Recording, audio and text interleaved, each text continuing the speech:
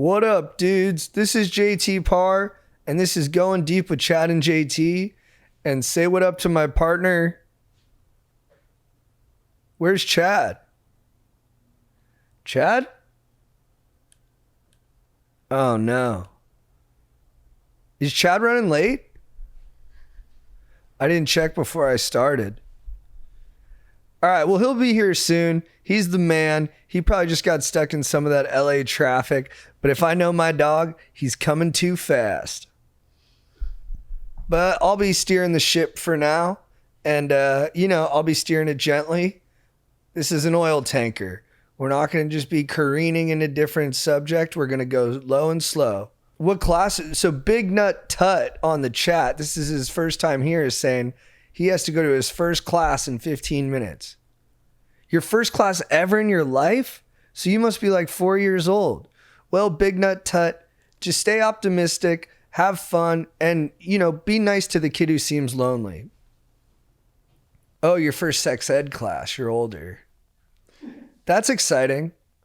I mean, look, this might be bad advice, but I think there's a good opportunity there to do a kind of funny joke so as to appeal to everyone in the class and make yourself look cool. Sex ed was nuts, dude. At my school, they separated the boys and the girls. Oh, dude, this guy Booty Snorkeler just wrote in. He's going jet skiing this weekend. He thought I should know. Thank you for telling me, Booty Snorkeler. That's going to be awesome, dude. Just pin it. You can't really get hurt on a wave runner. I've hit the water pretty hard, and I'm always like, am I concussed? And I'm like, if you were concussed, you wouldn't be asking that. Oh, dude, this guy was in a sex ed class, Papa Leone, and his friend got him to ask the teacher what a penis balloon was. I don't know what a penis balloon is, so that's probably a good question. Oh, and here he is. Dude, I accidentally started without you, bro. What? Sorry, man. Dude. It went okay. You talking in the chat? Yeah, we're just hanging out. Who's out? Who got Dark Tinkle? Hell yeah. Fresh pair of pants, cream jeans. Dylan Lowe needs a raise. Who? Dylan Lowe. Dylan Lowe. Beef Nips found a penis pump. All right. Guys, welcome to the podcast. Before you do anything, make sure you like, comment, subscribe if you're watching this on YouTube. That helps us out and helps push this Stoke pod out to more people, which we'd be very grateful for. Also, we are back on tour. We have first stops, Toronto, Buffalo. Then we're going to be in Houston and Austin. Then we're going to be in Baton Rouge and New Orleans. That's for September. Get your tickets at chadandjt.com.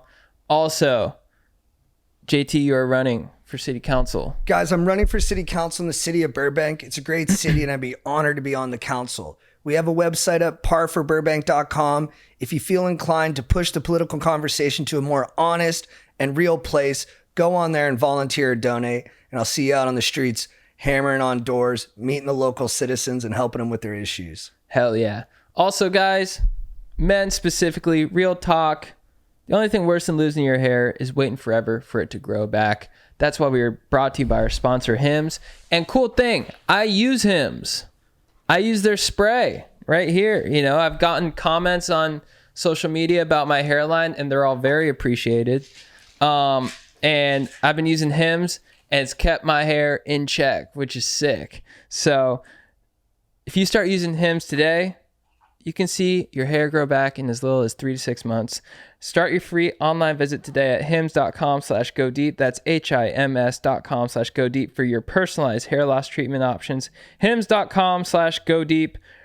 Disclaimer, results vary based on studies of topical and oral minoxidil prescription products requiring online consultation with a healthcare provider who will determine if a prescription is appropriate. Restrictions apply. See website for full details and important safety information. I love Hims. I sprayed it on this morning and I'm stoked on it. Been using it for almost 2 years now. Also, we are brought to you by the legends at Home Chef. Dude, Home Chef is in the building. What up, dudes? Dude, how brutal is the question, what should we have for dinner? Dude, it's tough because there's a million options and zero at the same time. Yeah, and I end up just going with the same thing every time because I'm just like, I don't know. Yeah. Too many options. But Home Chef makes that easier because they can give you pre-organized meals where they have the ingredients and it's a cool dish, and they'll be like, you can have this on Monday, this on Tuesday, this on Wednesday, and they're delicious and fun to make. I made a chicken and broccoli with Parmesan on it. Dude. And my lady was impressed too. She was like, you made that? And I was like, yeah, Home Chef, baby. Let's go. And it's really easy, saves you money. For a limited time, Home Chef is offering our listeners 18 free meals plus free dessert for life. And of course, free shipping on your first box. Go to homechef.com/go-deep. That's homechef.com/go-deep for 18 free meals and free dessert for life. You heard that right. Homechef.com/go-deep. Must be an active subscriber to receive free dessert. All right, let's start the show. What's with deep? Going deep. Chad and JT. You know, I left last week's pod a little nervous. Maybe it was 2 weeks ago, because I saw that the doomsday fish appeared. And the doomsday fish appears before big earthquakes or tsunamis. It appeared in La Jolla, but then I remembered we experienced a quake right after doomsday fish said what up. Wait, so what? So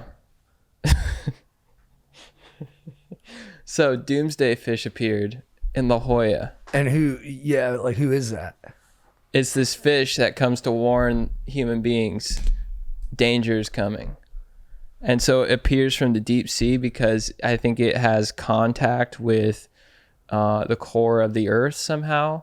You know, they say that we only know about 1% of the ocean. So that's still a mystery, but it comes up and basically appears, and I don't know how, but it sends a message to, you know, La Jolla scientists saying, look out, there's an earthquake coming.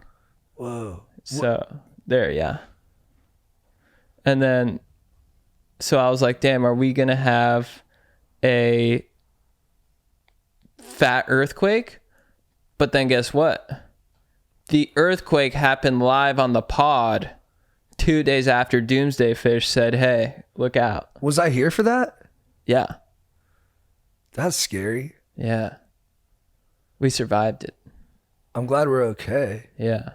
At least I think we did. We could be in a parallel universe and could have died in that, and now we're just in another universe and we just think we're still in the same life, but really we just woke up in another dream. My breakfast was still good. For real? Oh, that's good. What do you have? Eggs Benedict. Dude, that's sick that in a parallel universe they still have eggs Benny. I cooked it. You did? Mm-hmm. You make hollandaise? I made my own hollandaise. How do you make hollandaise? You just get sauces and put them together in a pan. Oh, where are the sauces? It's like egg and like creme fraiche. So there's more egg on a hollandaise? So it's egg on egg? I don't know. Damn. Dude, fresh pair of pants is a prophecy that you're going to win council. That's really nice. Thanks, dude. I mean, yeah, I am. How's the campaign trail? I think it's going well. I mean, I'm going door to door. It's nice talking to the neighbors. It's good finding out what their issues is. You just meet really lovely people and they have great, I don't know. They just have great things to talk about. Like one guy, I was like, hey, what's up, sir? My name's John Parr. I'm running for city council in Burbank. And I just want to ask you, like, what are the big issues to you? He's like, oh, okay, you're running, huh?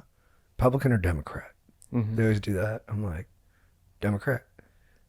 And he's like, you know, I got a problem. Look at this orange tree I got here. This is the biggest orange tree in all of Burbank. It's the oldest orange tree in all of Burbank. So about a year and a half ago, this lady starts coming by with a tree picker, starts taking my oranges. I'm like, oh no. And he's like, yeah. So I tell her, hey, you can have my oranges. It's fine, you know, but don't come into my yard with a stick. I'll leave you a basket. Just tell me when you're coming. Yeah. She goes, oh, okay, leaves. She keeps coming back, picking my oranges. Yeah. Pretty soon she's taking too many of them. So I come outside one day to stop her. She starts hitting me with the stick. Yeah. And she's like, he's like, I got a big welt on my head from her hitting me with the stick. So I called the cops and it went to LA cops instead of Burbank because I'm like one street over. So you got to fix that. Make sure it goes to Burbank police. Wow. And I was like, that's right, such cool. a specific issue. It is. Yeah. I like that issue. The outline of the city is a little goofy over there on like Pass or Newborn, I think. And So is he a resident of Burbank? Mm-hmm. But because of the technicalities? he's like right on the borders. So if you move like 10 feet this way, Yeah. it goes to LA instead of Burbank. Wow. Dude, that does make a huge difference. I have Culver City cops, and I feel much safer. Burbank has great response time. They're there in 3 minutes. Yeah. You know, I was talking to one guy about this, that in both riots, in the riots in early 90s and then the riots 2020, you know, they were happening in like West Hollywood and Santa Monica or where, and every time they try to start in Culver City, the cops are like, no, it's not happening. Yeah, it's Law and Order. We might actually have the highest view count we've ever had live. Potentially. Really? Yeah, we're at 106 live viewers. 106,000? Yeah, 106,000. Yep. That's Dude. pretty good. Yeah, we're getting there. That's like a whole Lollapalooza. Exactly. Dude, we're talking to Lollapalooza. Does that make us like Limp Bizkit? Dude, I hope so. Although, you know, I don't know if I could live up to that name. I think we're more of like a Simple Plan. They were good. Dude, they're still cruising. What are their songs again? I forget the name. I'm just a kid and this is a nightmare. Raging Boner Biscuit. I can't Nice. be perfect. Yeah, they're good. So, what are your thoughts on the whole demure phenomenon? What is that? A lot of people are using the word demure. Jake, do you know anything about this? I've seen like a couple chicks post about it, but I don't really understand what it means.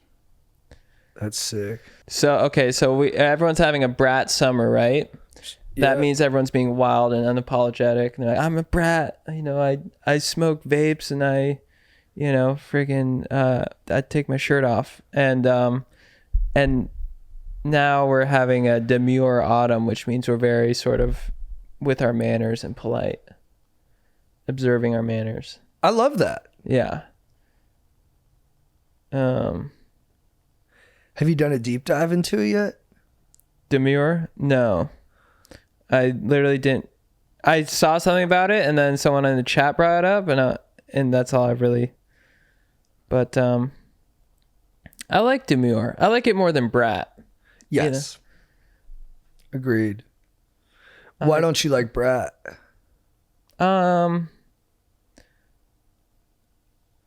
Cause I like when people are proper. I think it's pretty sick. You like manners. Yeah. I like polo. I like water polo. I like Ralph Lauren. I like demure. I like when people are demure. And which clothing companies are brat?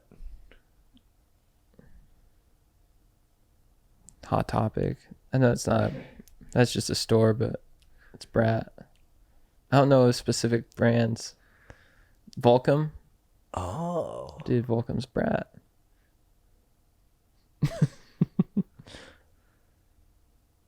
Should big titty honkers be worried about trying shrooms for the first time while currently on antidepressants?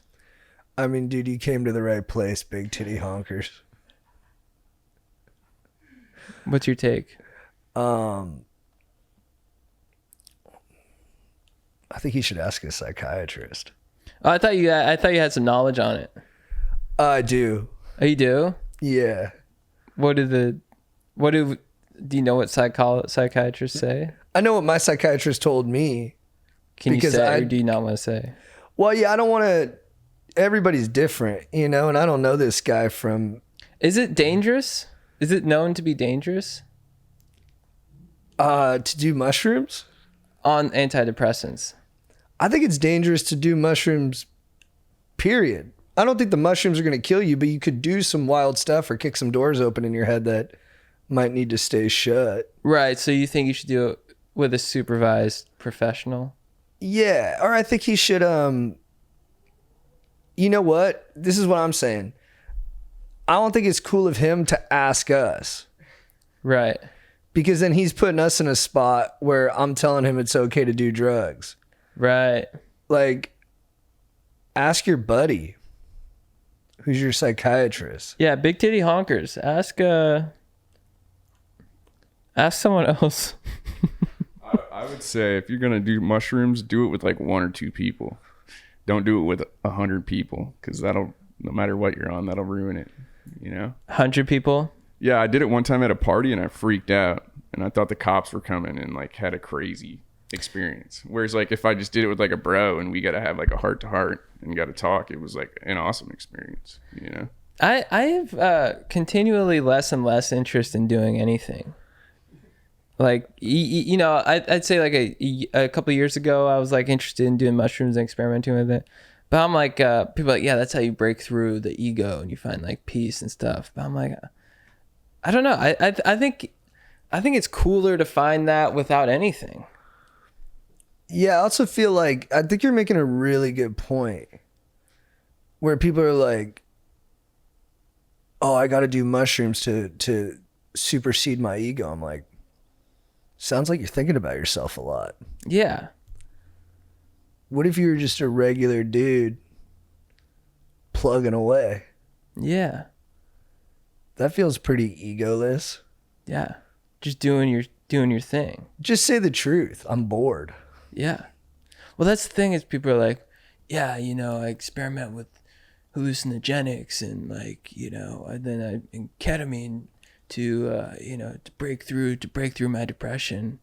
And I'm kind of like, well, why don't you just stop being a pussy? That's not what you mean. No,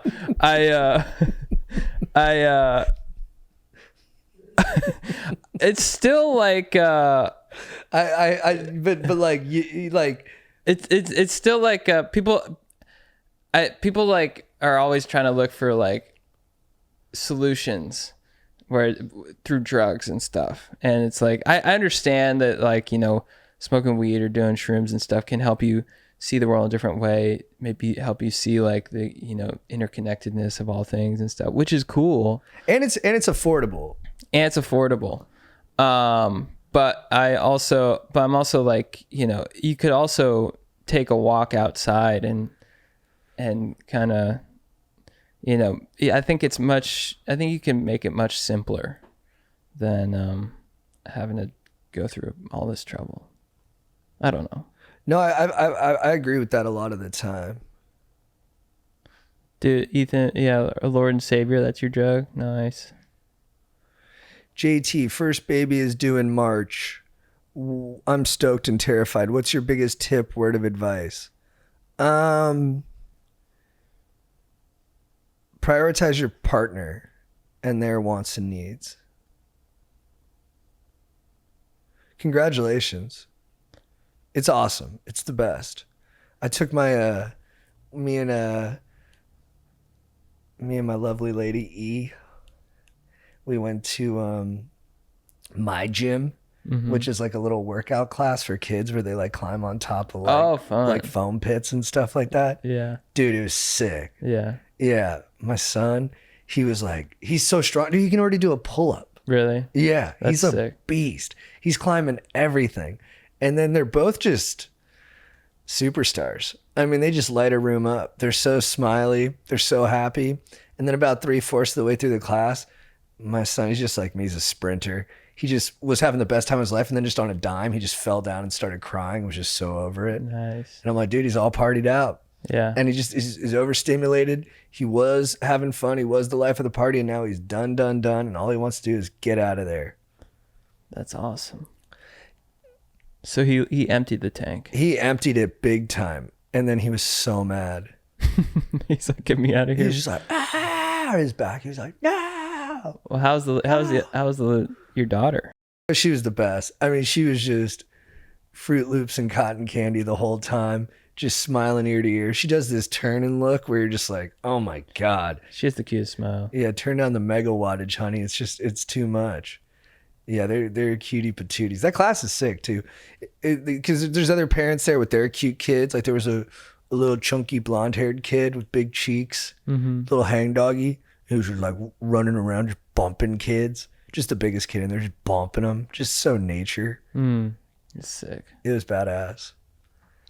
So as you've been a parent for over a year now, Are you nature versus nurture? Oh. I'd say I'm 60% nature, 40% nurture. Nice. I think the way I think about it is like, I got lucky. My kids are like super happy. So I'm always just like, all right, my job is to keep them happy. Yeah. I don't know if I have enough horsepower and influence to really change their hard wiring, but I think there's things that could get lost if I don't keep it encouraged. Right. And so I'm just like, all right, they're smiling all the time. How long can we keep that? How long can we keep them smiling? Yeah. Because I mean, there's going to be hard times. They cry a lot too, which is, I think, good. But I'm like, overall, they have a happy disposition. So I'm just trying to keep that protected. That's what my brother always says about his son. He's like, I need to keep that energy. Because he's like, he has such great energy, such great aura. He's like, I just need to maintain that. And like, don't lose that. Totally. They're outgoing. They go into the world and they're like, they're not afraid of it. They want to engage with it. And I think that's why you got to support them even when they overstep a little bit, because I'd rather them overdo it because they're too confident than underdo it because they're afraid. Right. You want them to get out there. Yeah, I want them to make mistakes, fall over on someone, and then, you know, have to figure out not to do it again. Yeah. It's nice. I'm glad there's two of them too. That's been sick. When they laugh together, it's Oh, they laugh together? sometimes. That's fun. The doctor said 14 months when they really start interacting, but they're like Yeah. 13 and they're already doing it. They have moments where they'll just sit and stare at each other and go and laugh. It's just like this bubbling energy. I'll come home and be like, what the hell is that? That is the sickest thing I have ever seen. That's awesome. Yeah, little cutie patooties. Dude, I went to the Mecca, worked out at the Mecca Gold's Gym in Venice. So you were texting on a chain that I was on. I didn't know what it was. Oh, that's Mecca's Gold's Gym? Yeah. So is it mostly Muslim people? No, they just like, they that's cultural appropriation. They're like, let's use the name they use for like the Mecca and put that as the like Mecca of weightlifting. Yeah. So you'd have to take that up with Mr. Gold, you know, if you think that's niche. But dude, the Mecca, dude. Yeah, I did my pilgrimage and friggin' it's sick. Because everyone there is so inspiring. They're so jacked. Everyone is so jacked. And you just feel, it's humbling. You know, it's very, you're like, damn, dude, I feel like a freaking doughboy here. You know, everyone's just cranking it out. There's gold 330-pound dumbbells at the front of the gym. I'm like, who lifts those? To someone? Arnold. Yeah. Did you lift harder because of the environment? Yeah. What'd you do? Which muscle group did you hit? Well, I was with Moscow, so we did a bodybuilders circuit.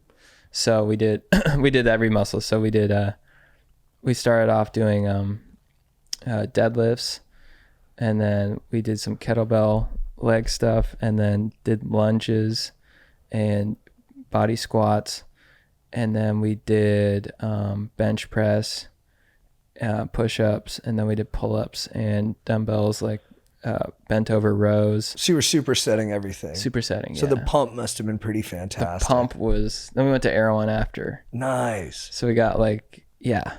And What kind of protein did you get? what did I get? Brisket. Good. Yeah. So sick. Did you get a protein shake? Nah.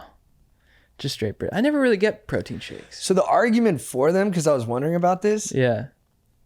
and I don't mean to come in like, you know, but apparently the protein in a protein shake goes into your muscles faster.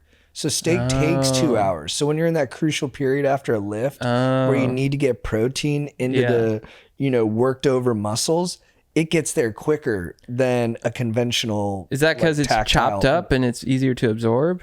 Yeah, I think there's just different kinds of, like, you know, the way there's complex carbohydrate, simple carbohydrate. There's just some kind of hierarchy or delineation between different forms of protein, and some get there faster. Oh, interesting. Yeah, you know, I've never really like I've been working out consistently for like you know, Your whole life. yeah. You know, I didn't really work out in college though, or high school. I guess I did sports. But like on my own volition, going to the gym since you know, probably for like 12 years. And but I'd never really like done protein or like been interested in protein, any of that stuff. I don't know. It's never really been part of my routine. I've never done creatine. Wait, so you went your whole life not doing protein? I mean, I do protein in the form of steak. Like I'll eat steak by the hand after I lift. But, you know, I've never really been like, what's the deal with Metrex? And are you somewhat suspicious of anything that's like been created by nerds? Yeah. 110%. You know, some guy named Daryl is making my protein. You got to wonder, is it even legit? What's the catch? You're not just gonna, if you're a nerd, you're not just gonna help out the jocks, make them more buff, unless you can cash in on that and also put a barb in their taint. You know? Is that in the protein? I assume. That must have been a lot. Well, I mean, what are your thoughts on it? You're pro protein. I've been going to vitamin shop since I was 11. Yeah. I was on the NO2, the creatine, the amino acids, the arginine, everything early. And then I just wasn't making gains. And it made me suspicious of the whole enterprise. And then when I was 18, I did the real stuff, the T, the HGH, the hard hitting shit. And I swole up, bro. I had 20 pounds of newfound rock just slabbed on my body. Dude, that's so sick. That just fired me up. It was pretty badass. And I was lifting like 2-3 times a day and then playing volleyball the rest of it. And like my dad was just like, dude, get a job. And I was like, I have a job, man. Yeah. All right. It's living life and being awesome. Yeah. Then I got off of it, lost some muscle. My shoulder was all banged up. I think it was because when I was on that stuff, I was lifting beyond what my tendons were ready for, and I didn't feel it because I was so anabolically turned. Yeah. And now I've come to like a middle ground. I drink protein shakes after I lift, and I take some. I take a little nootropic, and I do a little athletic greens, and that's about it for me. You do nootropic? What's your nootropic? I do like this magnesium threonate. It's a little pouch, and then I do the MagicMind. Oh, nice. Sponsor. Yeah. I love it. Dude, I think I might do a 3-day fast again soon. Ooh, I might be down for that. Yeah. I did 36 hours a couple weeks ago. I felt amazing. You get high. You get high, yeah. It's awesome. I went to the store because I was like zooming. The comedy store. I was like zooming. I was like, I need to be around people. I think at a certain point too, all anxiety just goes away. It's impenetrable. You cannot, like, when I was at like 48 hours, maybe like 54, I was like, anxiety is not even a thing anymore. That can't even penetrate. Yeah. Because I'm starving. Yeah. You got bigger fish to fry. Yeah. Namely, I'm hungry. Yeah. Yeah. If you're hungry, you're not worried about like, did you say something dumb? Yeah. That's the thing is all those thoughts of like, what's my place in this world? Am I okay? What does Megan from 3rd grade think of me? Those are gone because my mind is just purely steak or brisket. Yeah. And butter and A1 sauce. LDL, baby. Yeah.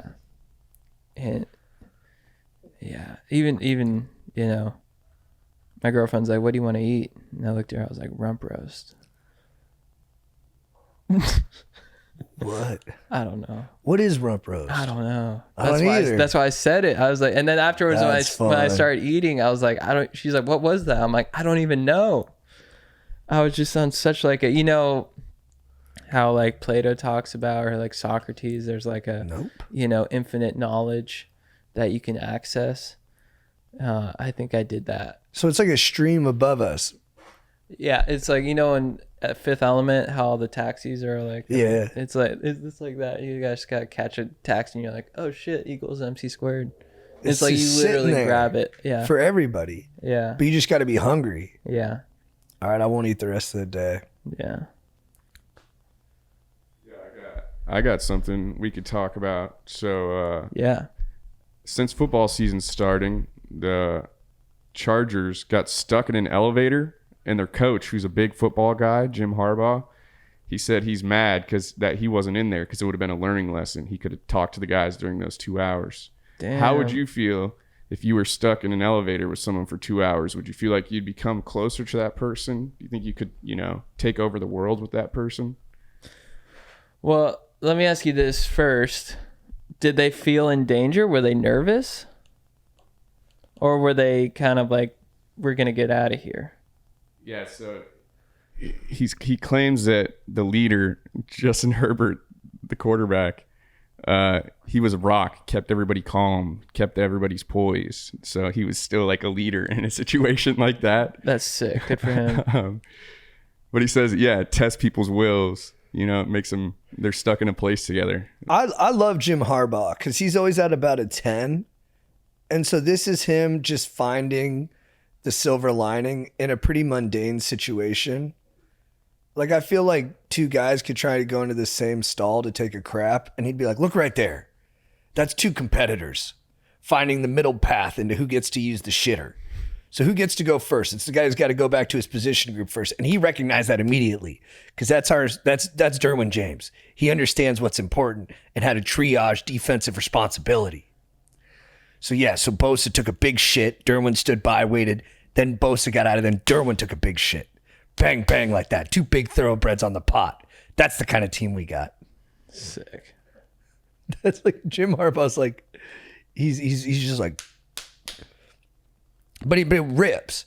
Like, he was USD's coach. We were just down there. Mm-hmm. They won the Natty where we went and saw the lacrosse. Then he went to Stanford, turned them into a powerhouse.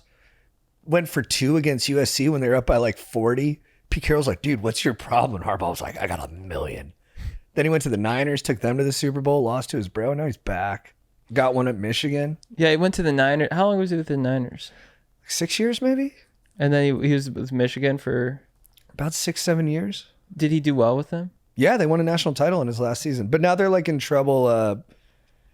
They had like an assistant who was filming other teams' games, which honestly doesn't even seem illegal to me. I'm on Harbaugh's side. But I think he's acting like he didn't know. Yeah, people are making it, they're being dramatic about it. They're like, he hired a spy. I don't know all the details, so I'm just winging from memory, but it didn't seem that serious to me. I just wish I could have been in there with the guys. Yeah, do you think it would, bring you closer to some people being stuck in an elevator? Do I think it'd make me closer? Yeah, like even if they were just like random people. He filmed practices. Yeah, 100%. 100%. That's where you get deep. If I have a daughter and she starts dating some guy and it's getting serious, I'm gonna get us both in an elevator. That's smart. Just hit the stop button and be like, so what's up? Just see how long it takes him before he tries to hook up with you. Yeah. Oh, dude, that'd be an interesting test. If he makes it 3 hours, I think that's all right. Yeah. Are you gonna, if your daughter has like some, a serious boyfriend come over, are you gonna like, how are you gonna act? Are you gonna take a big dump and lock him in the bathroom and just, intimidate him? That's not a bad idea. I could see myself doing that. Cool.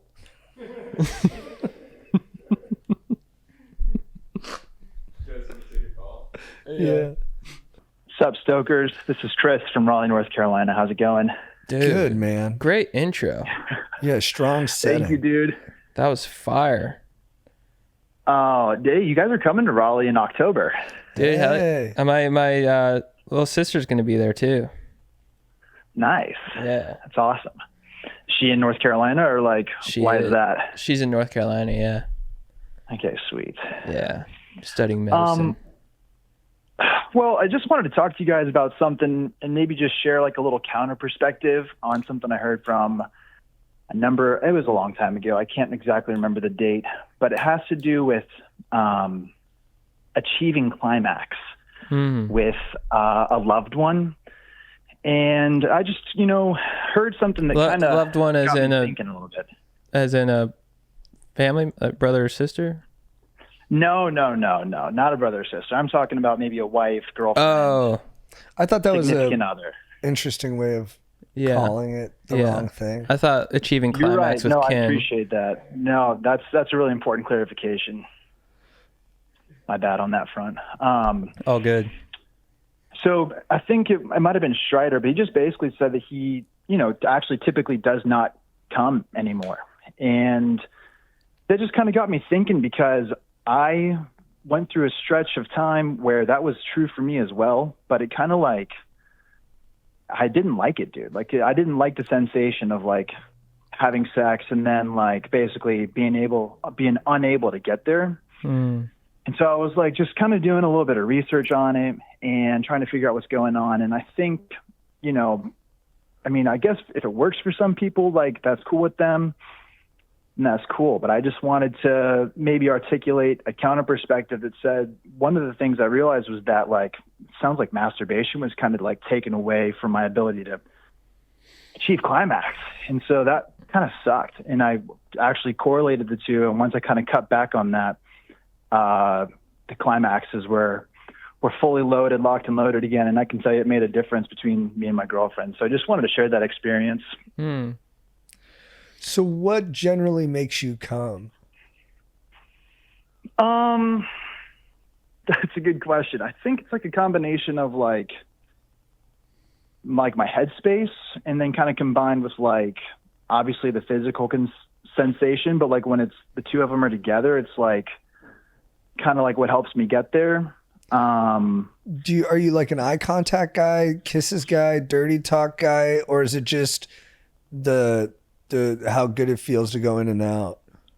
Yeah, I mean, it's a little bit of all of the above. I mean, I think from the dirty talk perspective, that one's probably like lowest on the list, but like, yeah, the eye contact, like the connection, the feeling, the sensations all kind of plays a role. And then like, there's also some dynamics around like work stress levels, like where my head's at in terms of like other things going on in my life, and just kind of like being able to zone into the present moment and like just connect with her on this like very like present level is also like a kind of a big part of it for me as well. Yeah, I'm glad you shared this. I had a similar experience, because in high school and college, I was cranking it a lot, watching a lot of Backroom Casting Couch. Yeah. And it's great. What about Big Naturals? I haven't dabbled. Is that good? I Spy Camel Toe? Oh, yeah. Love that. Yeah. I Spy Camel Toe, Backdoor Casting Couch, and Big Gapes. Mm-hmm. Nice. And so that my mind was constantly being stimulated.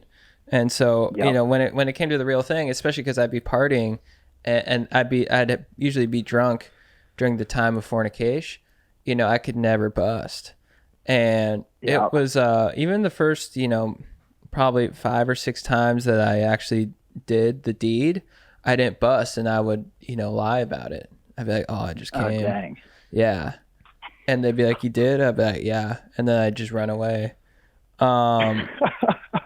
And so, but I learned that thing. It's like I was stimulating my hog too much and my mind. So taking a step back from the nography and just trying to crank it less and not come as often has led to some really powerful sensual moments.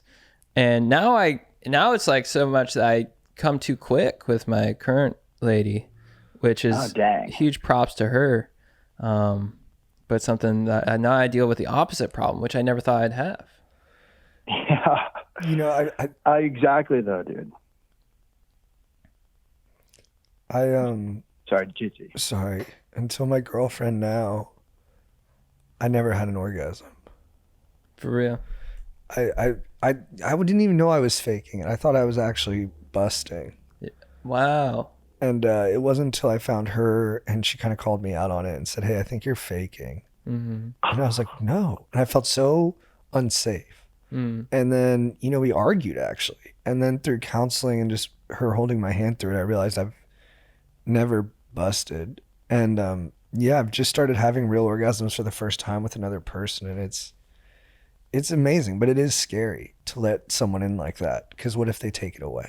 Right. You know, what if they take away the bust that they gave me? Well, it's so interesting because, you know, before you were with her, you were known for having really loud climaxes. Yeah, like our friend Joe was my roommate, and he would always talk. He was like, "Dude, you like are really loud during sex," and I thought I was genuinely just like loving it. And now I'm realizing a lot of it was performative, but I didn't even know because I was so far away from who I am today.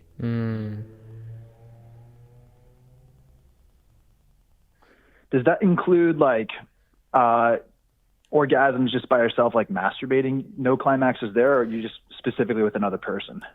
So after looking into it more, I realized even when I was by myself masturbating, I was faking it. Wow. And you were making the noise still. And I was still being really loud, masturbating by myself and faking it for who? Joe. For Joe. So I've Because only Joe would ever be like, heard who are of you? that Joe. Who are one you other in? time. Sorry, go ahead, buddy. What's up?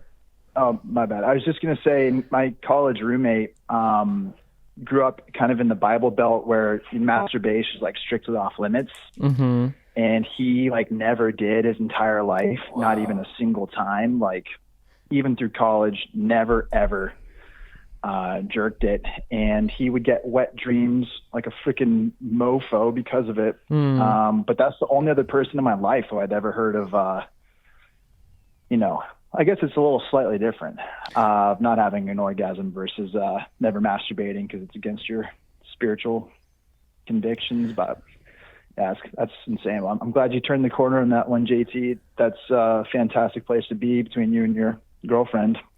Does your buddy nut now? He does. Yeah, he got married. And yeah, they figured it out. So he does now, thankfully. Dude, I always thought about, you know, for the people who wait until marriage, they've never experienced post-nut clarity with their partner. Yeah. That's got to be scary. You know what's crazy is I actually personally waited for marriage myself. Oh, you did? Did you have? I did, dude. Were you scared of the PNC? So what's funny, dude, is I ended up unfortunately getting divorced from that girl. I'm sorry to hear that. Yeah, but like it's hard to describe, dude, because when we waited to have sex until we were married, we dated for like 4 years, didn't have sex a single time. And then we got married and started having sex. And I kind of thought like, hey, you know, let's introduce sex to this relationship. It's going to make a lot of these different kind of red flags go away. And then we got married and like sex didn't fix anything, dude. It actually was like a huge point of contention. Yeah. So did you guys have good sexual chemistry? Dude, it's hard to describe. Like short answer is no.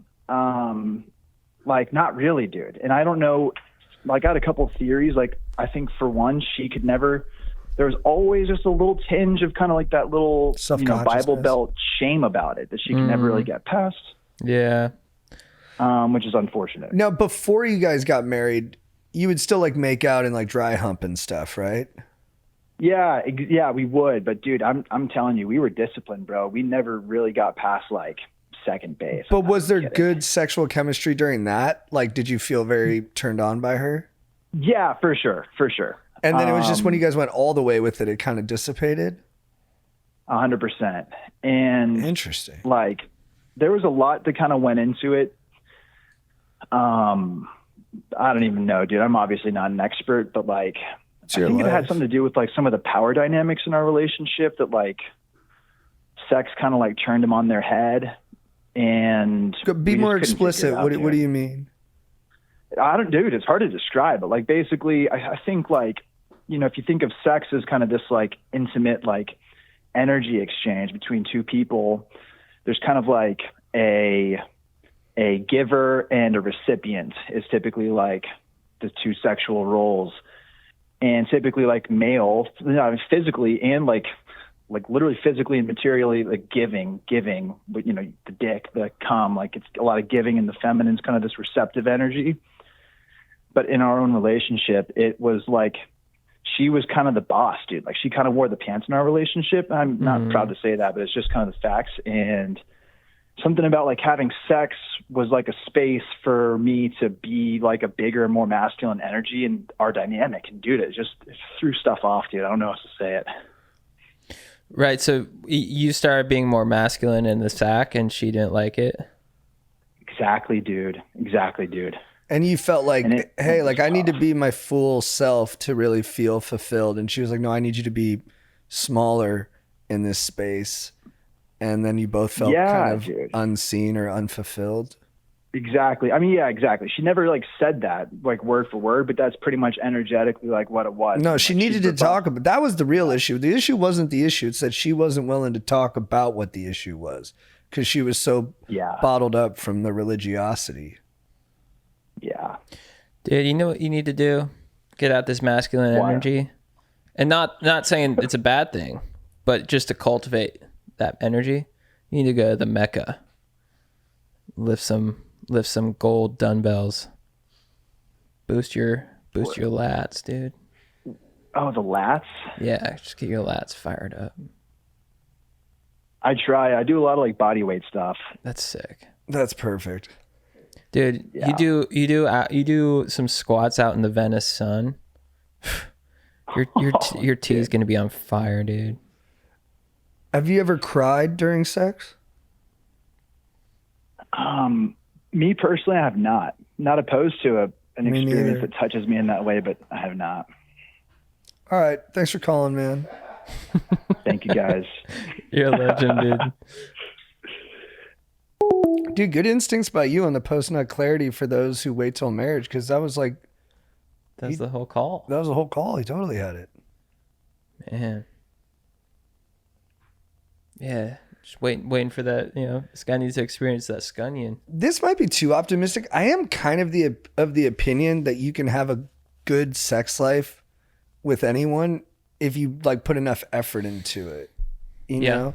But then sometimes if you don't, if a person doesn't like the other person enough, you're like, I'm just not going to invest that much effort into this because I just don't feel it. So it's a little chicken or the egg kind of thing. Do you think attraction has to be there though? I think so, but I think I think you can find new levels of attraction too as you continue on with someone. So if you're attracted to ladies, you're a dude. What you're saying is you can with any lady out there, you can form a good sexual relationship. Maybe not any lady, but like a lot of them.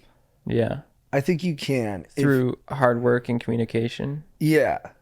And what's the hard work? Like homework? The hard work is like opening both of you guys up enough to like find who the other person is and find like what your guys' real like underlying connection is. And so I think it takes like it takes time together, it takes trust, it takes experience, it takes all these things that, but then maybe you only do that with someone you are compelled by. So it's a little bit like tautological. That's not right, but it's a little bit like of a mutually reinforcing system. Right. Or that's not quite it, but it's like you gotta want to fuck. Right. You have to be interested in boning. Yes. Interesting. I don't know if I believed what I just said. I had a thought, but it escaped me. Maybe it'll come back. But it was pertaining to what you were talking about, but I don't even remember what it was. That you can find rhythm with anybody. Yeah. I don't know what the thought was. I mean, it's a good point. It is funny with boning. It's like, especially just from a dude's perspective, it's you can be so horny and just be like craving just boning. Like you're just, I need to bone, and then you nut. And then you're kind of, it's such a weird resetting of the brain where you're like, why was I so like, I was insane there for like an hour. Yeah. Yeah, you can lose your mind. And then, yeah. Act way different than you normally are. It's crazy. Yeah. It is. Yeah. I think it's kind of good. Yeah. I think it's good to see that side of yourself. As long as you're still considerate and you know how to pull out of it. Yeah. Dude, Chandler Sinclair, beehole munch equals instant sexual harmony. Yeah, I've experienced that. That's real. Chanjiti, what do you think of them closing the San Onofre nuclear power plant, aka the giant boobs in the highway? Dude, so I rewatched Chernobyl recently. And I think a nuclear meltdown is, I also listened to a book on nuclear warfare, and they call it the devil's scenario if a nuclear warhead hits a nuclear power plant. But I think that nuclear power at these days is generally safe. And it's also the cleanest energy we have. So I'm in favor of it. I think we should build more nuclear power plants. I've heard that. What do you think? About power, I don't know. It seems like I like what you're saying. That I've heard arguments for nuclear and always been pretty compelled by it, and it seems better than like it's more realistic than going totally like wind and water powered, and then it's not as bad for the environment as the older methodologies. Yeah. So yeah, I'm just gonna miss those. Are they tearing down the boobs? No, it's been down for a while, hasn't it? Oh yeah, nuclear waste. Yeah. Are we too aware? I think there's got to be a sweet spot, right? Between being totally unaware of externalities and then being too aware. Externalities in terms of like consequences from just the way our world is run. Yeah. I mean, I think there's just a lot of doom and gloom where people are like, this is going to send us to our end. I'm like, probably. People say that all the time. I generally have an optimistic outlook. I think things tend to trend towards the positive over time, and as humans, we just catastrophize everything. And if the world does end, it ends. Yeah, exactly. I'm okay with it. I mean, we all die. I think I'm okay with dying now. Are you? I felt pretty good about it when I was on a plane ride. I was like, if I die, I'm okay. Yeah. I felt all right. Yeah. It's the next frontier. It wasn't even like that. I was like, oh, I'm ready for the next thing. I was just like, this whole thing, I put enough of myself out there. I'm good. I mean, don't you think it's just crazy that we're born and we're these things and we're here and we just normalize it so quickly and then we become miserable? Mm-hmm. It's insane. Yeah, miserable, selfish, and bitter. Yeah. When I was a kid and I used to go to bed and I used to pray, Yeah. My prayers were so nice. Yeah. I didn't ask for shit for myself ever. Yeah. Now when I think about things, I'm like, God, please punish this other person who has slightly more than me and make sure I have more than them. Yeah. When I was a kid, I used to pray, I go, God, no more wars. Please help the poor. Make sure my brother and my parents are always okay. And then I'd go to sleep. Yeah. I was a good kid. Yeah. And then somewhere along the way, I started being a grubber. It's the human mind. It's insane. We're here. The mind's the problem. The humans are the problem. Yeah, it's the human mind is the problem. And then we blame other things. We're like, oh, dude, it's the government, or it's, the media. And I'm like, it's all us. You're those things. Yeah. It's all not always, but oftentimes it's just representative of what we are. Well, the fact that we're like conscious, we're aware of existing, and then you're conscious and I'm conscious, and we're two consciousnesses interacting with each other, and we're just like, yeah, we're here, and there's a sun, there's a beach, and we're like, man, this sucks. That guy's an Escalade. I don't. It's so stupid. The comparison is rough. It's so stupid when you look at the big picture, and everyone has their own misery. It's just I don't know. Then in those times though, you just got to go to the Mecca and do squats in the sun. That's movement is good. I think about that though, like even the hedonic treadmill of like, I was a virgin till I was 24. Yeah. And then I started having sex, and then I started thinking I was like cooler than I was. Yeah. Like I've been good lately where like whenever I have sex, I go, dude, this is pretty cool. I get to have sex. Yeah. Yeah. Because it is. Yeah. And then so many people call in and it's like, hey, it's not quite what I want, or like da da da da da. I'm like, you're there. Yeah. You get to, if you in your life get a boob in your mouth, That's sick. you did it. You get a boob. You did it. You get a boob in your mouth. Dude. You did it. Yeah. And then you're going to complain yeah. about what you know, how it could have been this way, or like, oh, I wish I had more boobs or another boob, or the boob was like, you have a boob in your hand Yeah. and you get to put your mouth on it. Yeah. Boobs exist. Boobs are real. And then once in a while, someone shows you a boob and you get to just sit there and be like, look at these boobs. Yeah. And you get to hold them. Yeah. And then sometimes the person whose boobs you're touching, most of the time, hopefully, all the time. Yeah. But I mean, like, they like that you're touching their boobs. Yeah. Boobs are so sick. They're so amazing. Yeah. And we're taking them for granted. I mean, when did human beings start taking boobs for granted? I don't know, but I'm on TikTok and I'm just not seeing the love that I think should be there. That's why I like dogs, you know.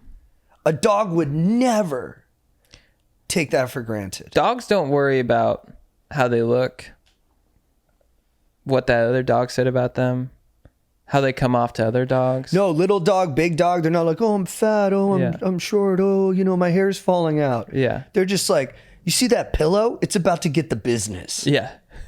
Yeah, dude. Dogs are the best. I'm about to rock that pillow's world. Yeah, I know. It is. I have had that thought of trying to step back and enjoy things a little bit more, because you know, my mind, you know, up until lately, I think I've been good at, you know, being more present lately, but you know, especially since I got into like out of college and pursuing comedy, you're just like, what's the next thing? What's the next thing? And then it's like, you know, you get to do cool things, and you're like, but even when you're starting, you go like the laugh factory, and you'll be like, man, it'd be so cool to be like on that stage. And then you go on the stage, and you're like, well, I'm not here enough, or like, you know what I mean? Yeah, no, totally. And then you just realize, what is the point? You're like, am I always gonna be in this not enough thing, like future thinking, you know, kind of frustration, or should I just take because then you just eventually just die. So I'm like, well, maybe I should just, you know, lately I've just been taking time during the day where I'll just go out into the backyard, even stoked to have a backyard, and just literally just lay. And my dog will walk around me, and I'll just look at the tree. I'll look at spiders, and I'm like, dude, those exist, and they create webs. How sick is that?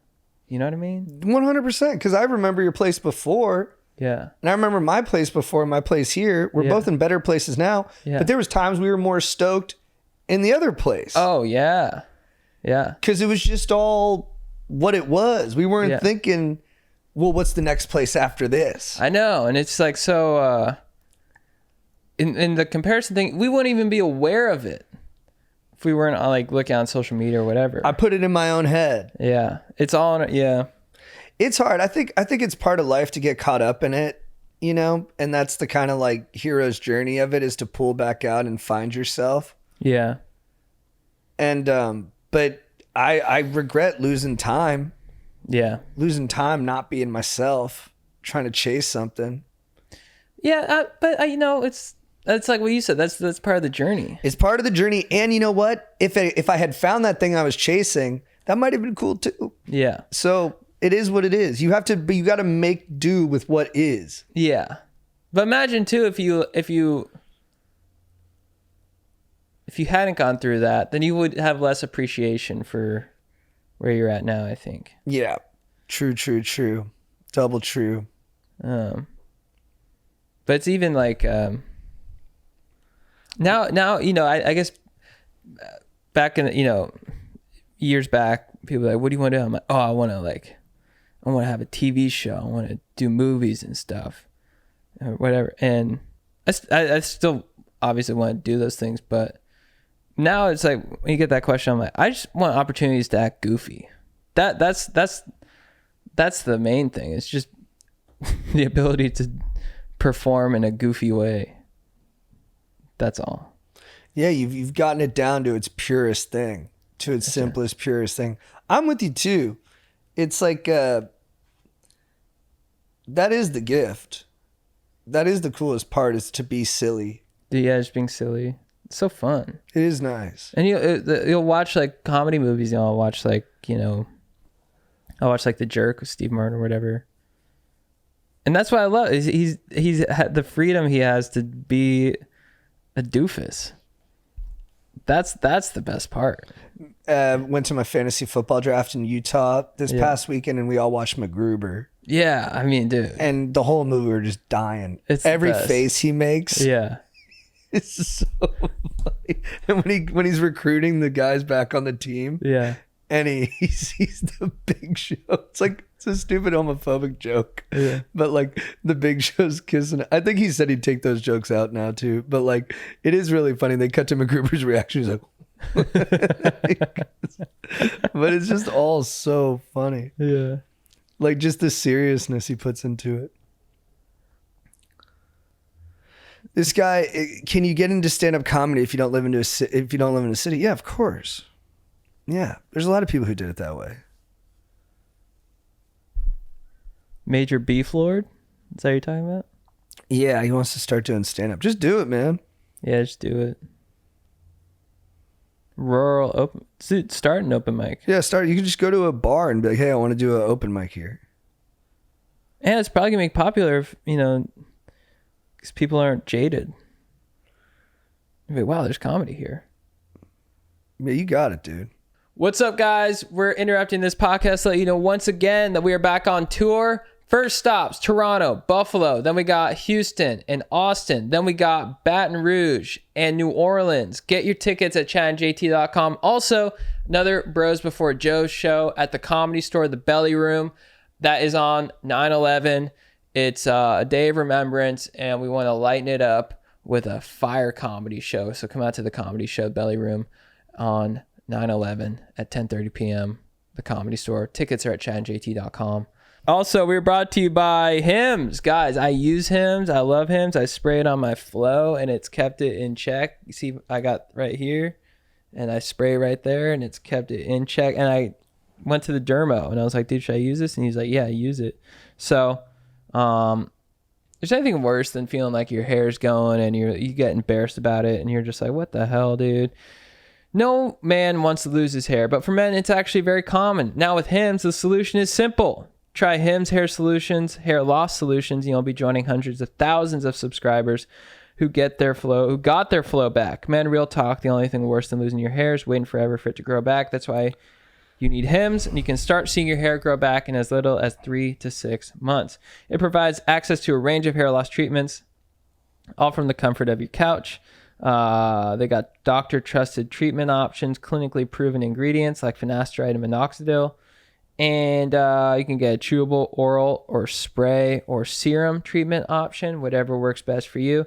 It's simple and 100% online. Hims is legit. Start your free online visit today at hims.com/go deep. That's hims.com/go deep for your personalized hair loss treatment options. Hims.com/go deep. Results vary based on studies of topical and oral minoxidil. Prescription products require an online consultation with a healthcare provider who will determine if a prescription is appropriate. Restrictions apply. See website for full details and important safety information. We're also brought to you by the legends at Home Chef. Home Chef brings you the dankest meal kit options on the planet. Home Chef is legit. They have the best ingredients. And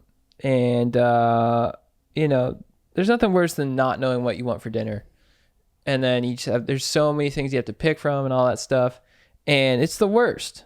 You're like, what should we have for dinner? Well, Home Chef makes that easy because they have all these meal kit options and you can diversify it. You know I've been eating chicken and broccoli for the past 18 months, but that is my preference because why? Zac Efron eats chicken and broccoli to get jacked. So does Hugh Jackman. That's what they do in the movies. Legends. So if you guys want to keep talking that S about me eating chicken and broccoli, why don't you say it to my freaking biceps? Yep. All right. Because I made chicken and broccoli with Home Chef. And I also made Mongolian chicken. Yeah, I switched it up. So whether you prefer classic meal kits with pre-portioned ingredients and easy instructions, speedy recipes ready in less than 30 minutes, oven-ready kits with pre-chopped ingredients, or quick microwave meals that assemble in minutes, Home Chef has you and the entire family covered for delicious meals without the hassle. They have 30 options a week, over 30 options. It's convenient and economical. Can't recommend them enough. Home Chef is legit. For a limited time, Home Chef is offering our listeners 18 free meals plus free dessert for life. And of course, free shipping on your first box. Go to homechef.com/go deep. That's homechef.com/go deep for 18 free meals and free dessert for life. You heard that right. Homechef.com/go deep. Must be an active subscriber to receive free dessert. All right, let's get back to the show. Should we call someone else? Yo, What up? what's up, man? This is Jake. What's up, man? How you doing? Hey, man, how are you? I'm good. Oh, shit. What's up? What's up, man? What's up, dude? What ails you? Yeah. So I'm moving out to Santa Barbara. I thought I was recording for a second. I'm moving out to Santa Barbara next week. And it's not so much that I'm like asking big questions about what should I do, even though I do have questions about like in the area, what would be good markets. Also, though, kind of like just mindset questions. So yeah, moving across the country, never moved before. I'm 28, and it'll be the first time moving away from Michigan. I'm from Ann Arbor. I'm up in the chat talking shit about not talking shit, but I'm not. Yeah, I'm just talking to you right now, right, Jake? No, you're talking to Chad and JT. Oh, I'm talking a lot. My bad. I think yeah. Wait, you think it's a recording? I couldn't pick out the voices. I have it on speak. Wait. Yeah. What? Wait, what's going? Wait, can you start over? What's your issue? I thought I heard Jake's voice first, and I thought I heard your voice, Chad. I'm moving to Santa Barbara soon, Okay. like next week, Yeah. and looking for jobs out there. And yeah, kind of nervous, very excited about the move. I'm moving in with my girlfriend. It's the first time we're living together. Yeah. Sick. So what's is there an issue? Well, the issue with moving in with her is we've been living together 5 years. The real issue with that one, to go deep with it, is that I know for a fact she doesn't want to have kids. Uh-huh. And we've had this conversation. We've been together for 5 years.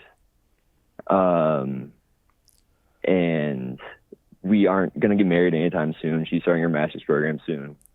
I am just moving out there because it's a cool spot to like keep things moving with. Mm-hmm. And we're very clear about that, but I do feel some type of way about that. I don't know. I guess that's just life, right? How do you feel? Dude, I mean, like some way in my stomach. Nervous or excited, depending if I want to be positive or negative about it. Well, you brought up the kids thing. You feel a certain way about moving? I'm or in no type of position to have kids, right? But it's kind of like setting goals. Or not setting goals, but like, I don't know. Like, just because I'm not in a position right now to have kids, does that mean I should be like, oh, I'm not going to have them? Yeah. I don't think so. If you were single, when do you think you'd have kids? Like if you weren't dating her, but you were just on your life trajectory, when do you think you would end up having kids? If I had to draw a line in the sand, it would be like 35, which sounds old, but just by, or not sounds old, but just by like the way medicine's going and shit like that, 35, dude. Then by the time they're 18, what is that? I'm like just over 50. Yeah. Wait, how old are you now? I'm 28 now. Yeah, you got 7 years to convince her. How old is she? But I shouldn't be. I mean, I'm not trying to convince her, right? Well, I don't know. What are you gonna do? Do you want to have kids? I do want to have kids. I guess I got some time to figure it out. I thought that was the big rub. Is that I was a little distracted. He wants to have kids. She doesn't. That's the big rub, right? Yeah, but I think he's also feeling some way about moving. Or is it all just that you think there's this one big issue that you want to have kids, she doesn't want to have kids? Is that the big thing? It makes it. That is an issue, and by moving in together, I realize that conversation is gonna have to happen. It's happened before, but it's gonna have to be like a make or break that happens in the next year or so, right? The kids thing. Or next 2 years, I figure. I got 7. I'm not doing a great job here, but you know what, man? It's so nice. She loves you. So you guys are living in Santa Barbara. It's a great place. People change their minds on a million things. You never know. If you guys have a good relationship, otherwise, I would go forward and figure it out together. And she could change her tune. Appreciate that. I do. Yeah. Do you know? Are you stoned? If, yeah, a little bit. Sorry about that. Honestly, where are you moving the from? call came through. I thought there'd be like a screening or like a. No, you just go straight to us. What time is it where you live? Currently, it's 4:14. Oh, that's not bad. About 6 minutes early, dude. Yeah, I mean, 6 minutes early. How often do you blaze? I blaze every day after work. Yeah. Does your lady know you blaze every day? She does. She's not that stoked on it. She's not about it. But she's all right with it. She rocks with you on it? It's been, I mean, to be honest with you, I have some like, it's kind of lesser of multi-evils type deal. Yeah, right. I understand. And in a perfect world, I have that one under control as well, you know? Well, so if she's willing to rock with you on that, and she knows that where you've gotten to this point is growth, and she has faith that you'll grow even more beyond that, I think you should return the favor with her. Be the rock that she's been for me? Yeah. Oh, yeah. Is it fair then? Because she's the one that's out there starting a school program. So I'm moving out there for her. Yeah, move out there and be a good boyfriend. Oh, yeah. What do you do for work? So that was my other part about it. I didn't want currently I just finished up a job doing print production, working in a warehouse, doing like business cards and brochures. Oh, nice. I have a degree in simulation, animation, and gaming from the college over here. And there's not a lot of like industry for that, but I think in SoCal there's hella industry for that. Dude, yeah. So I am kind of looking over there, but yeah, dude. I don't know. That's a competitive, and like I know I have to be making money, true money over there. So look, man, it's normal to be scared. It's normal to be scared, but you got to believe you can do it on both fronts, on the relationship front and on the professional front. And if she makes you feel like you got a better shot at both, I think she's good for you. Yeah. Is it fair to put her as that, like, all right, I'm doing this for you? Because I got to do it for me, too. Is it fair to have her be that goal for myself? What? Like, you're moving out there just for her? And, I mean, because it's easy if it's for her, right? Like, she's an amazing woman. I would do it if she wanted me to do construction, I'd do construction. What are you really worked up about? Like, you think you're just I think you're just overthinking it. Santa Barbara's awesome. She sounds pretty awesome. It sounds like you want to try a new career. Changing locations could help jumpstart that. I would just go for it. You sound trepidatious. Okay. That's totally understandable. I would just get your head clear and just go for it. I don't know. My career idea is laying tile. Do you know anybody that does contract work out there, and is it a solid move to do that? And that's my last question. I know. You know. I just talked to a guy in Ventura, which is like what 45 minutes from Santa Barbara, who works in zoning and like development. So yeah, I know a guy out there. I don't know specifically to the tile thing. My stepdad kind of used to work in construction, and he was a really good tile guy. So yeah, I know some people who do it. But even just contract work, it's money out there. That's what's okay. Thank you, JT. Thank you, Chad. I appreciate you guys' time. I'm sorry for derailing. No, you're the dude. man, dude. You're a sweet guy. You really Yeah. pulled it together. The charm came through at the end, big time. Dude, yeah, I think you're gonna be fine. You're gonna be all right, man. You're just Yeah. nervous. You'll be good. Make the move. I'm hella nervous. Yeah, Santa Barbara's sick. Go jump in the ocean nude. Yeah, the and- water's good for you. Yeah, get those negative ions on your hog, and you'll find it. Are there surfers local like that? Are they aggressive? Is that just a movie trope, or does that exist in real life? Depends where you go, but I'd say for the most part, they won't be too aggressive unless you steal their waves. Hell yeah. Do you surf? All right, thank you. I don't. I mean, I've surfed before. I live in Michigan currently. I was certain he doesn't surf. Just was asking. Dude, Santa Barbara's sick. You're gonna love it. It's like the best place in the world to live. Yeah. Hell yeah. And apply to like Activision or something. That sounds fun. Or Rockstar. If that's what you want to do. Right. Thank you, guys. No rush. JT, why are you sure I don't surf? No, I didn't mean it in like a You're judgmental welcome. way. I just felt like you were just asking more granular questions as a way to alleviate your anxiety, but they weren't really specific to what you were trying to do. Damn, that is hella accurate. All right, thank you guys. All right, love you, man.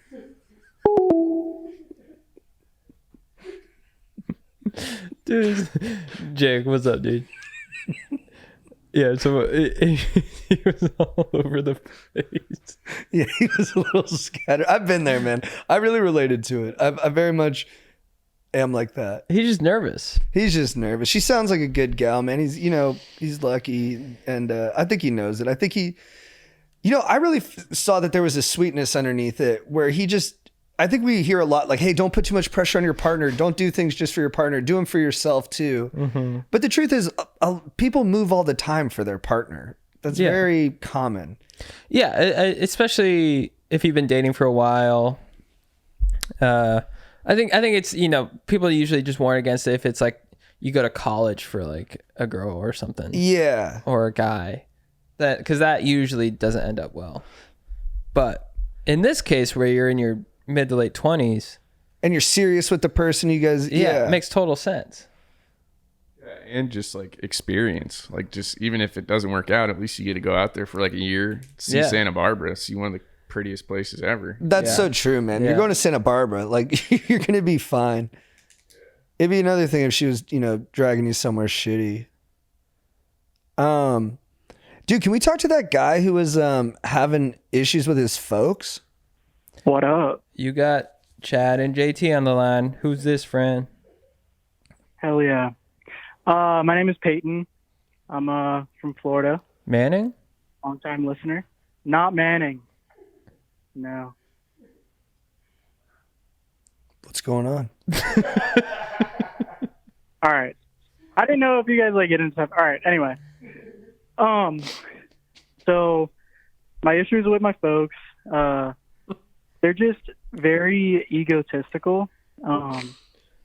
And hold on. Yeah, so basically they're very egotistical. They overstep their boundaries a lot. And then they just don't apologize for anything or have any remorse for overstepping or crossing a boundary that I've clearly set. And the issue with it is that I'm going to be getting married here in just under 2 months now. And I'm just wondering how me and my fiance can go about dealing with them. Should we confront them basically, or should we just let it ride and just hold our boundaries firm, I guess? What are your boundaries? So that's a good question. How do I describe that? Basically, let me just go anecdotal. So for the groomsmen suits, I set up a group code at Men's Warehouse for the dudes just to rent a suit because it's just cheaper for them, and that way it's just easier. And like we made it clear that the dads are not going to be in the same color suit as the groomsmen. We're like, yeah, you can do blue, you can do gray, you can do whatever color, just not the black suit. And like we said it multiple times. And then they texted me and said, oh, hey, by the way, we went ahead and just added dad onto the Men's Warehouse group code just so that he can get the same suit. And we're like, no, we clearly told you multiple times that like that's not happening. You can get it anywhere else. And then we like I tell them that they were wrong in doing that, and then they say, "Oh, it's no big deal. You're making this bigger than it needs to be." But like that's just an anecdotal thing. But like we clearly set that boundary, and then they just do it anyway. And then when I call them out for it, they kind of just gaslight and say that I'm overreacting. Basically, Right? I get mad at my folks about this sometimes. Where I'm like, you guys are bullies sometimes, not like horrible, just human. But I'll be like, you guys are bullies, and then you play victim when it gets flipped on you. Right. And it's like they kind of want it both ways. Do you overall have a good relationship with your parents? I would say it was better when I was younger. They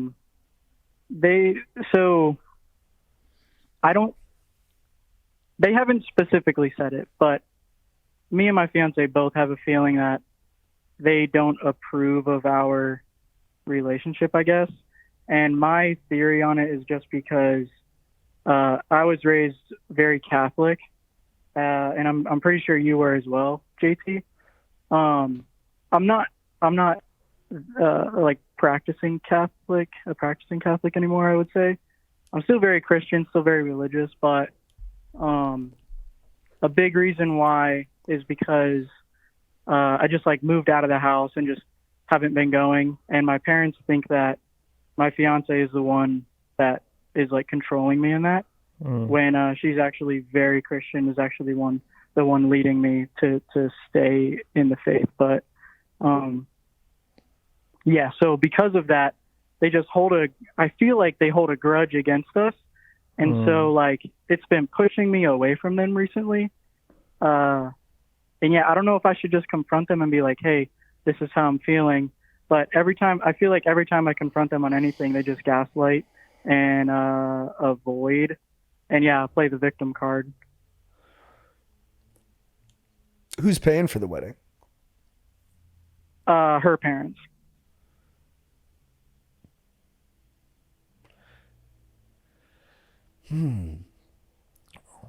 Yeah, and well, what's gonna make, if you stand up for your parents and you're like, hey, if you wear that suit, you can't sit at the family table, you can't be in the photos. Like would that make you feel good, or like what's gonna make you feel worse, doing that and playing super hardball with your parents, or kind of letting them run roughshod and just kind of letting them have their way with things like that? Which, to be totally honest, is kind of more on the peripheral of the wedding. It's not like really interfering. It's just kind of them encroaching a bit. But I would say it's not like 100%. Yeah. And like that's just one like example. There's other ones where like, I mean, it's all been revolving around the wedding just now, just because like that's just been recent. But another recent one was where we have people that we invited and we have people we didn't invite to the wedding, obviously, just because like there's only so many heads that her parents can pay for or whatever. So we set the notion of like, all right, we're going to do extended family up to this point, and none of like those extended family like siblings or anything. Like this is where it is. And then my mom went out of her way to invite her grandparents' siblings and told them to make arrangements when they never consulted with us. And when she told me about that months later, I said, oh no, they're not invited actually, because we didn't do that on my fiance's side, so it just wouldn't be fair. And then my mom basically told me that I have to be the one to contact those people to Tell them apologize they're not to them. invited. But my mom, That's funny. How does your fiance feel about all this? oh, I mean, pissed. Well, yeah, and so your loyalty's got to be to her. Yeah, and she's my fiance's the level head one, where the reason why I'm calling is just because like she's been telling me like just stay calm, whatever. But I'm a very like, if somebody does me wrong and I have clear evidence that they did me wrong, I feel the need to like confront them and be like, hey, you're a jackass for doing this. But like at the same time, it's my folks. I don't want to be disrespectful. You know what I mean? So, and yeah, I don't know. Yeah, I don't know. I fight with my parents. I would yell at them for this. I don't know if it would help anything. And That's what I'm saying. and I don't feel like 100% good about it after. I feel 100% good about it immediately afterwards, but then when I look back on it, I've said some pretty hurtful things to both my folks. And yeah, I don't know. Like, do I feel good that I stood up for myself and that I feel like I gave it as good as I got it? Yeah, but then sometimes I'm not so sure I did. Sometimes I think I'm being ungrateful and I'm not being understanding enough for all the love and support they have given me. It's always complicated with your parents. I think the hard thing is weddings, everyone loses their mind, and everyone, even like when we got pregnant, both my parents kind of lost their mind in their own way. Like everyone, these moments, they build everyone's psychology and everybody goes bigger. If you're in a family like mine, it sounds like your family's kind of similar. And then everyone starts wanting to take more control or assert more influence. And that's just how they react to stressful situations, even things that are positive. It's still stress inducing.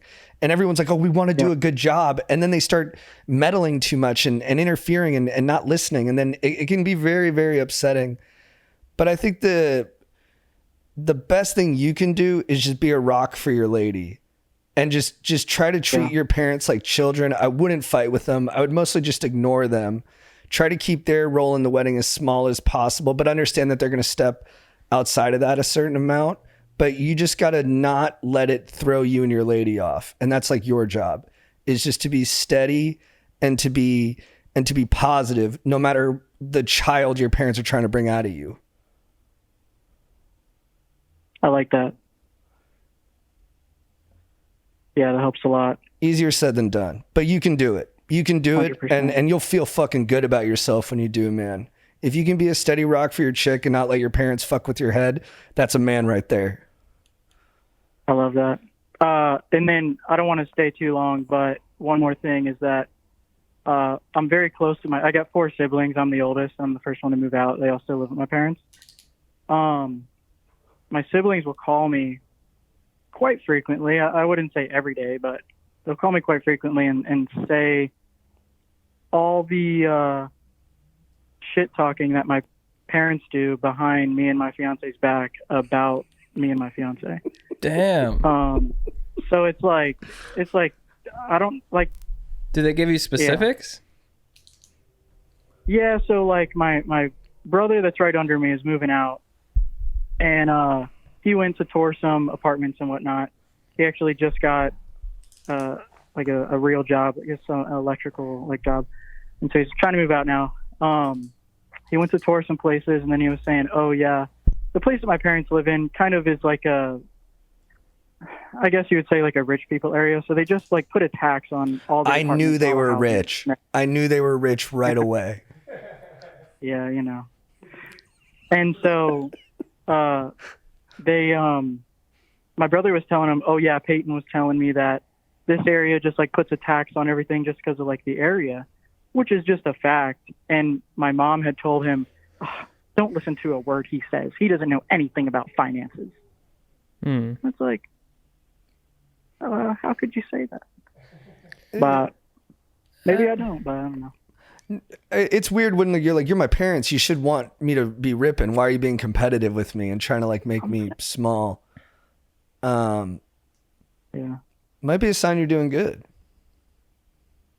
You might be just doing really well, man. You might just be doing really well. You don't got haters, you're doing something wrong. Right? Yeah, exactly.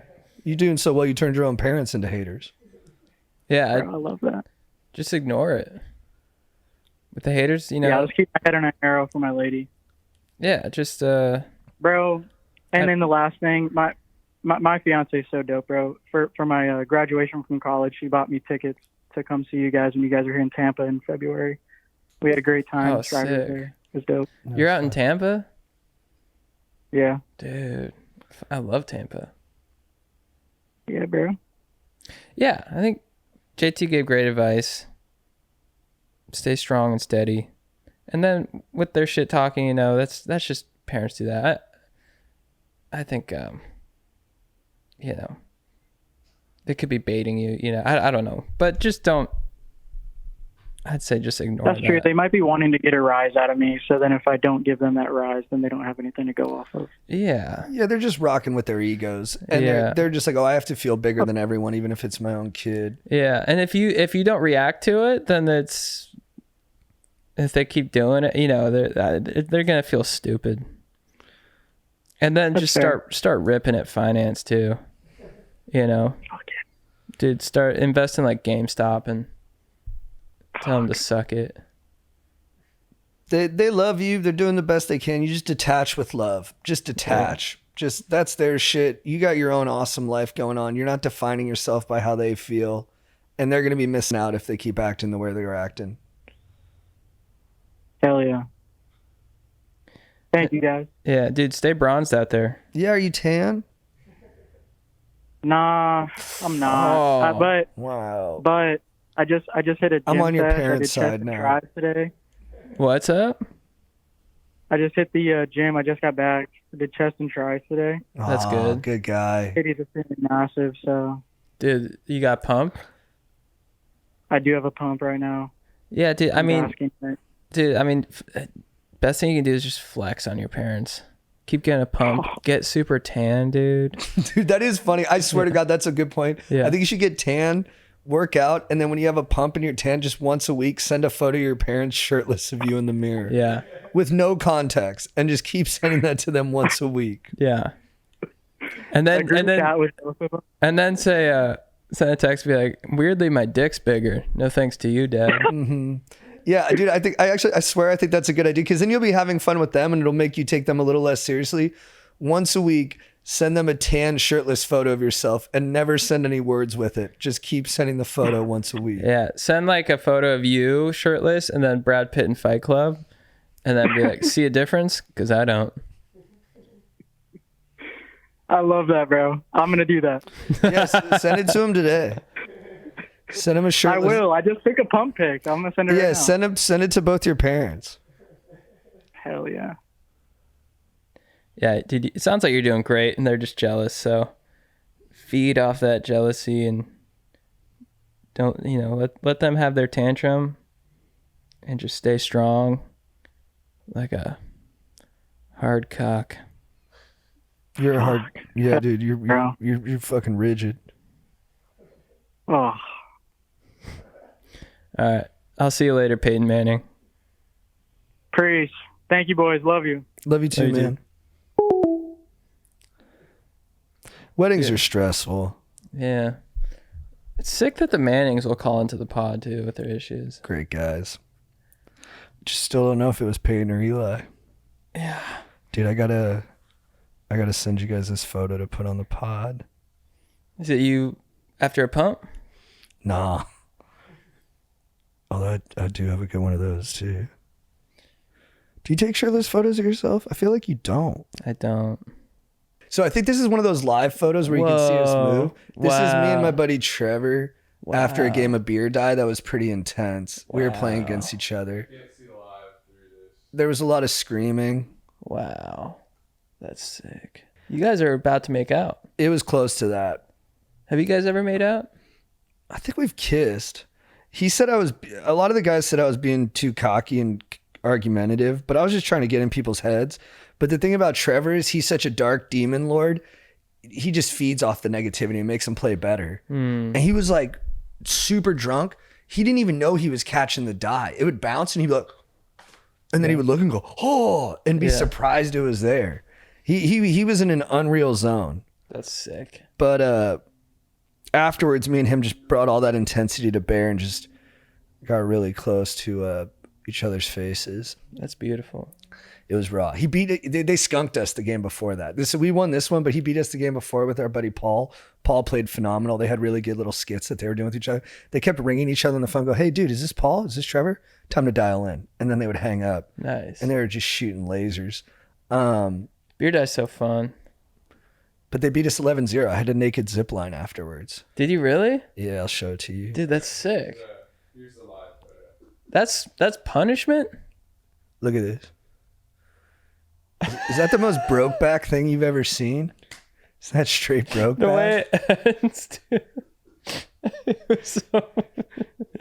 It's Ennis, dude. It's Ennis from so much Brokeback. intensity. Dude, play it one more time, Jake.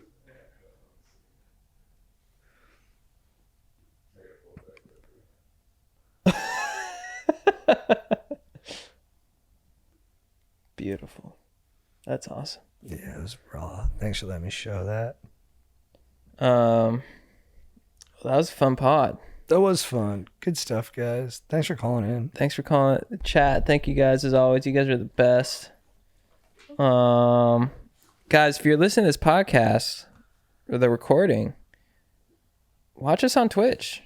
We go live pretty much Mondays. Mondays is our day. Mondays typically around 11 or noon Pacific Standard Time, sometimes in the evening. But twitch.tv/ChatJT, go deep. And then you got your campaign. Oh, yeah, guys, go to Par for Burbank. I'm running for city council in the city of Burbank. It's a great city. I'd be honored to serve on its council. The campaign is going in full now. We're activated. I'm putting up my issues this week. And I just love learning about the city, learning about how cities are run and getting deeper into the process. And I'd be grateful to every one of you if you wanted to volunteer or donate. So go to Par for Burbank if you want to help out. Thank you guys so much. All right. Late.